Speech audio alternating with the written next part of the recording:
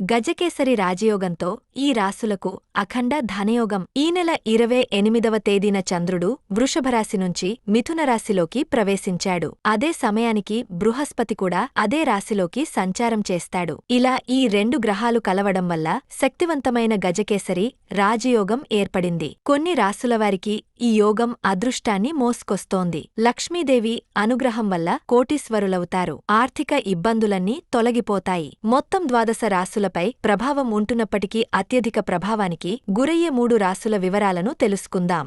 సింహరాశి గజకేసరి రాజయోగంతో ఈ రాశివారికి విపరీతమైన లాభాలున్నాయి. వివాహం కానివారికి వివాహం కుదురుతుంది. దాంపత్య జీవితంలో ఉన్న చిన్న చిన్న మనస్పర్ధలు తొలగిపోయి భార్యాభర్తలిద్దరూ అన్యోన్యంగా ఉంటారు. జీవితంలో విజయాలను సాధిస్తారు. కుంభరాశి ఈ రాశివారికి ఊహించని రీతిలో ఆర్థిక లాభం కలుగుతుంది. ఆకస్మిక ధనలాభం ఉంది.